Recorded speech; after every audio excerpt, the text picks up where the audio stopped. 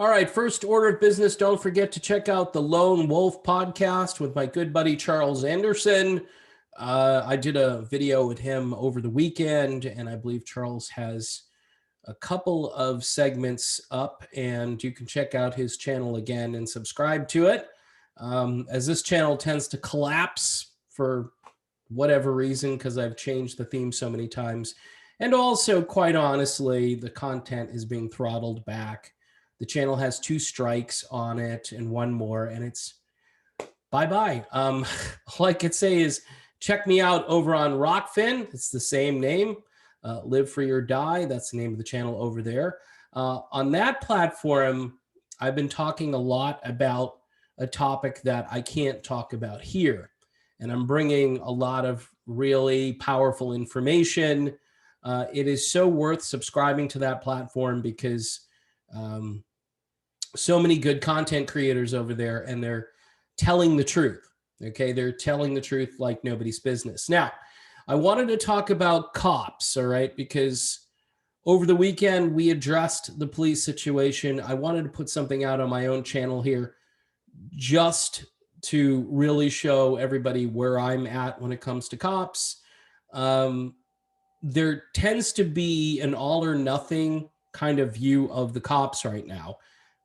Are there good cops? Of course there are good cops. Are there bad cops? Yes. Now, and it's not just about black people, brown people. It's about the entire human race, really. If you're caught in the crosshairs of a cop who's being pretty much told what they have to do. There's a case, I think, out west where there was a cop who didn't write enough tickets. And this is a headline you can Google and you'll find. And it's just ridiculous that a cop would be put on administrative leave because the city is broke and they didn't write enough tickets. This is an authoritarian top-down takeover of the police force, combined with a more militaristic approach to policing and less community policing, which I think is very effective because you create relationships. The people who need help get to know a police officer locally. They build a rapport and so forth, but we're not seeing that anymore. We're seeing this swarm, and the swarm is very impersonal. It's very threatening. And I think that's causing a lot of harm in local communities and in cities where you have an authoritarian government who is basically running the show. Think of it like a country. It's the same principle. It's just a microcosm of a country that has a standing army. And the standing army basically is at the whim of the commanders. And if the commanders have a certain mentality, then guess what? To keep your job, even if you don't agree with it. Now, on principle, police officers, if they're not happy with what's happening, and this is happening in police departments because a lot of cops feel as though they can do nothing right. They're being told to stand down, or they're being told how to do their job, and they were trained a certain way. They took an oath to the Constitution, and that's out the window. Habeas corpus, all these things, that used to matter. It doesn't seem to matter anymore.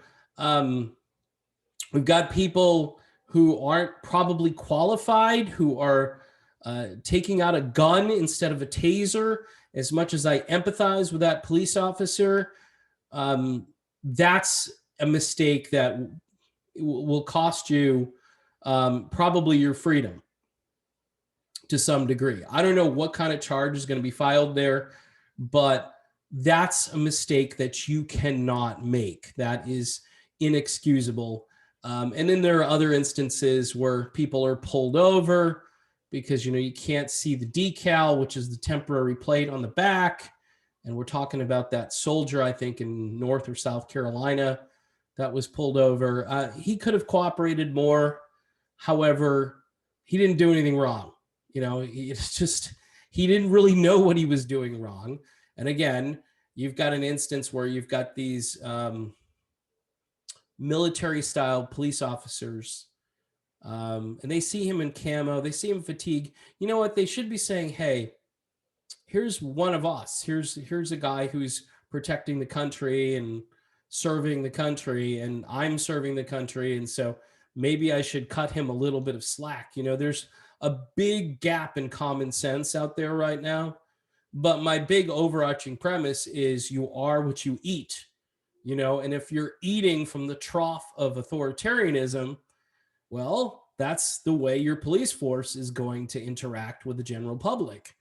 And you're going to see this more and more, and you're going to see it in places like Portland once they finally decide they're going to clamp down. And what they should have done up there is relieve the pressure and do it gradually. And when they finally do come in there, it's going to be nasty. And it also goes for places like Chicago.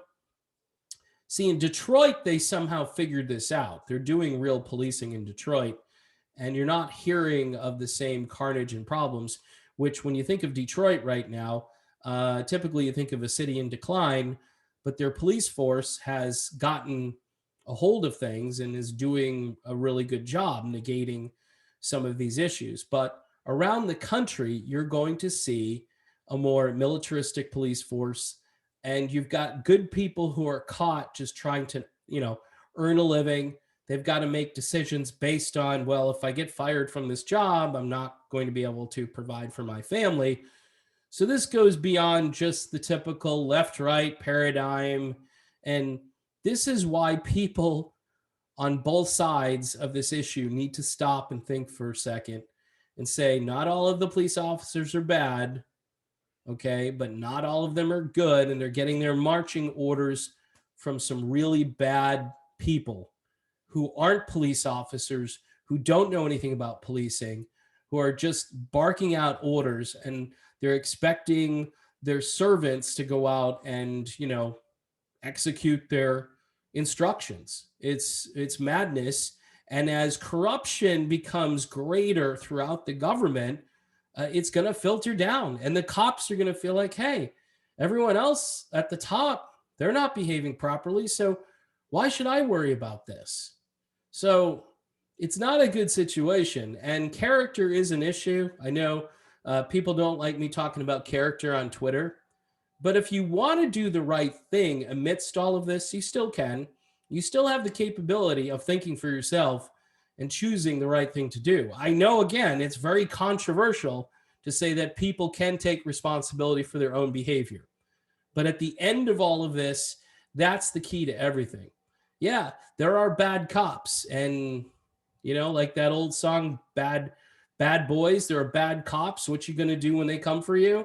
Well, the best thing you can do is probably not resist, because you can always beat them in court, especially nowadays. I think the climate is such that if there is abuse and it's legitimate abuse, I think you're going to win the case. And quite honestly, I'd like to see more people win legitimate cases than people who are out there who are not victims of a whole lot, but, you know, shouting and barking and pretending that they've been wronged, and that because of what happened to this one person, this entire group of people are the targets. Like I said at the beginning of the video, it's not just one group, it's everybody. It's everybody. And I think we're stronger if we work together, no matter what your race or your creed or your gender, work together. And I think the results will be better at the end of it. It creates a better atmosphere and more legitimacy to this issue. And again, just if something happens to you, I would say try to diffuse it. Don't try to escalate it. The more you escalate, the more bad things happen. So that's my video. Thanks for watching, and I'll see you soon.